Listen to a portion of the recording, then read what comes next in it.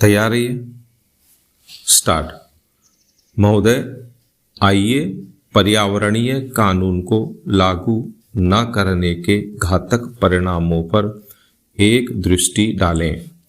कार्यकारिणी और न्यायपालिका दोनों में संकल्प की कमी है। खेद है कि प्रदूषण नियंत्रण मंडल प्रदूषण नियंत्रण के लिए कुछ नहीं कर सके, और यदि उन्होंने कोशिश की तो उद्योगपतियों के दबाव में आकर राजनीतिज्ञ आड़े आ जाते हैं और अपराध के बड़े से बड़े मामले में भी अधिकारी कोई कार्रवाई नहीं करते, चाहे प्रदूषक उद्योग निजी क्षेत्र के हों या सार्वजनिक क्षेत्र के। स्टॉप।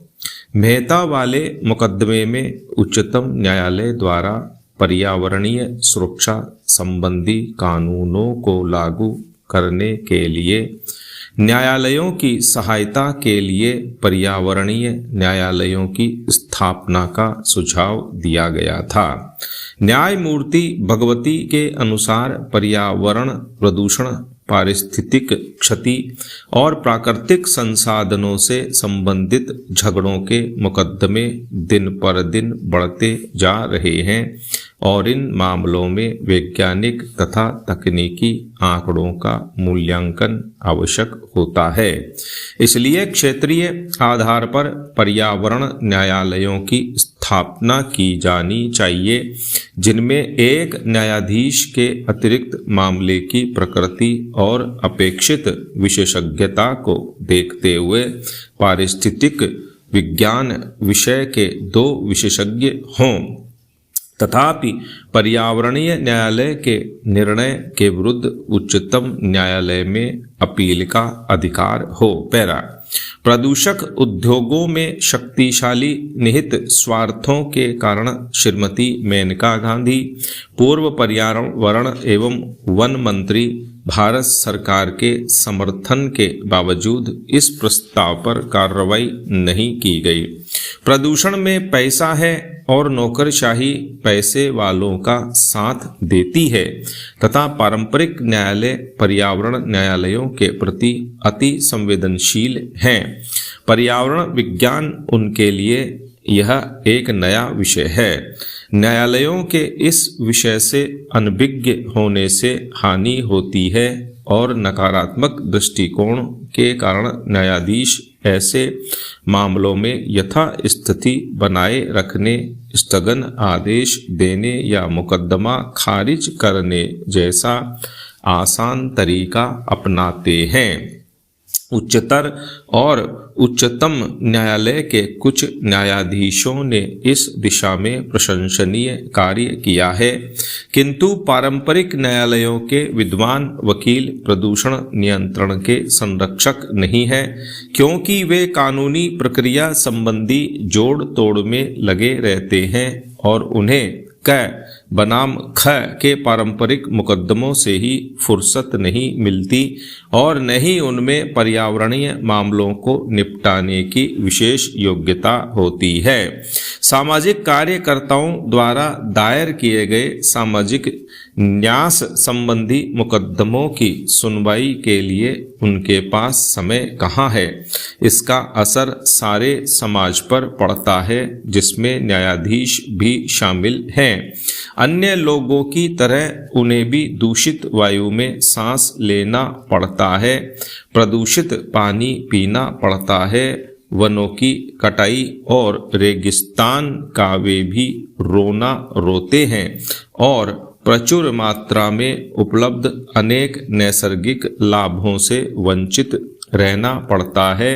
लेकिन प्रकृति का आनंद लेने के लिए कवि जैसा संवेदनशील हृदय होना चाहिए, जो जीवन की कविता से परिपूर्ण हो, जिसमें विश्व बंधुत्व की भावना, प्रकृति से एकात्मकता और प्रत्येक मानव के जीवन के अधिकार के प्रति प्रेम हो। कभी कभी न्याय करने वाले को न्याय और उसके विविध आयामों की जानकारी नहीं होती। पैरा। महोदय, हमें आवश्यकता है ऐसे संवेदनशील पर्यावरणीय न्यायालयों और न्याय प्रक्रिया की जिसमें सामाजिक प्रतिबद्धता और सतत विकास दोनों संभव हों।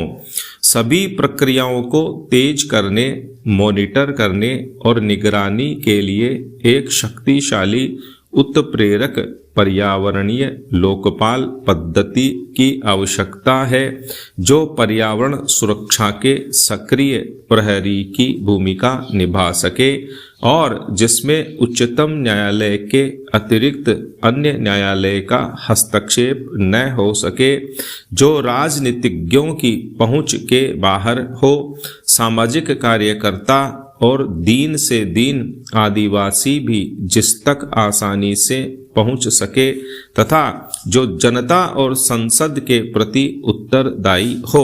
पैरा लोकपाल पद्धति का ढांचा कार्यविधि ऐसी होनी चाहिए कि वास्तव में पर्यावरण सुरक्षा और संरक्षण तथा जीव मंडल की अखंडता बनी रहे। अति प्राचीन उपनिवेशवादी जटिल और मूल व्यवस्था से प्रबंध कौशल, वैज्ञानिक साधन, नए नए प्रयोग करने और नई परिस्थितियों के अनुकूल बनाने की क्षमता के अभाव में प्रौद्योगिक आतंकवाद और उन नई चुनौतियों का मुकाबला करना संभव नहीं है जिनका सामना इस उपग्रह पृथ्वी और इसके निवासियों को करना पड़ रहा है। हमारी न्यायिक व्यवस्था अनेक प्रकार के संकटों से घिरी है और यदि हम वास्तव में पर्यावरण संबंधी मामलों के साथ न्याय करना चाहते हैं तो ऐसे पर्यावरणीय न्यायाधिकरणों की आवश्यकता है जिनमें विधिवेत्ता और विषय विशेषज्ञ दोनों का सक्रिय सहयोग प्राप्त हो। इससे भी अधिक आवश्यकता है एक उच्चाधिकार प्राप्त बहुस्तरीय लोकपाल पद्धति और कार्मिकों की जिन्हें कार्रवाई शुरू करने, जांच करने, निर्णय लेने, निषेधाज्ञा जारी करने के व्यापक अधिकार प्राप्त हों। यह स्वायत्त संस्था होनी चाहिए जिसमें राजनीतिज्ञों और कार्यकारिणी का हस्तक्षेप, पेचीदा नकारात्मक कानूनी अड़चनें न हो तथा कर्मचारियों को सरकारी भय और लालच प्रभावित न कर सके। इन उच्च पदाधिकारियों का चयन प्रस्तावित लोकपाल बिल के अनुसार हो सकता है तथा इनका कार्यकाल निर्वाचन आयोग के समान हो सकता है। स्टॉप। पैरा आम नागरिकों और सामाजिक कार्यकर्ताओं के लिए इन उच्चाधिकारियों तक पहुंचने में कठिनाई नहीं होनी चाहिए और आवश्यकता पड़ने पर उन्हें निःशुल्क कानूनी सहायता उपलब्ध कराई जानी चाहिए। सूचना प्राप्त करने की स्वतंत्रता अमेरिका के कानून की तरह स्पष्ट हो और कानून लागू करने का सांविधिक अधिकार इन अधिकारियों को प्रदान किया जाए ताकि इसके अभाव में पर्यावरणीय न्यायालय संस्था का नैतिक पतन न हो। पूर्ण न्याय दिलाना मुख्य उद्देश्य होना चाहिए, न कि केवल आदेश जारी करना। दीवानी न्यायालयों के सामान्य अधिकारों के अतिरिक्त अन्य अधिकार और कानून का उल्लंघन करने वालों के लिए दंड का उल्लेख भी इस कानून में किया जाना चाहिए। न्यायपालिका, कार्यपालिका तथा प्रशासकों सभी की लोकपाल तथा पर्यावरण न्यायालयों की सहायता करनी होगी। इसके लिए शायद संविधान में संशोधन आवश्यक होगा। इस विषय में सभी राजनीतिक दलों के सहमत होने के बाद संविधान कोई कठिन समस्या नहीं होगी। सब तकनीकी मामलों में केवल खंडपीठ पूरी तरह न्याय नहीं कर सकती। इसके लिए इस क्षेत्र में सक्रिय कार्यकर्ताओं की सहायता आवश्यक होगी। स्टॉप।